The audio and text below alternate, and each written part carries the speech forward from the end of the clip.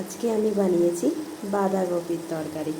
আমি খুব ভালো যে পারি তা না, সিম্পল করে করার চেষ্টা করি। বাকি কাজ সেরে যতটুকুনি সময় পাই।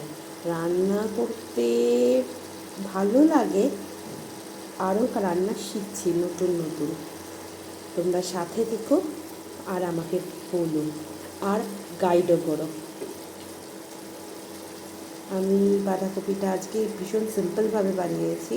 প্রথমে আলাদা করে গরম জলে ভাপিয়ে নিয়েছি, তারপর অন্য একটা কড়া বসিয়ে কড়াতে তেল দিয়ে, জিরে দিয়ে, লঙ্কা আর টমেটো দিয়ে, তেজপাতা দিয়ে ভালো করে একটু ভেজে নিয়েছি।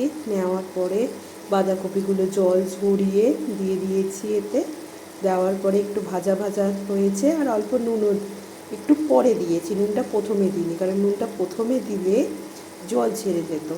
তো তারপরে ভাজা ভাজা হয়ে যাওয়ার পরে হালকা করে নুন, হলুদ আর জিরে গুঁড়ো, ধনে গুঁড়ো সব মশলা দিয়ে ভালো করে নেড়ে একটু 5 মিনিট ঢাকা দিয়ে রেখেছিলাম।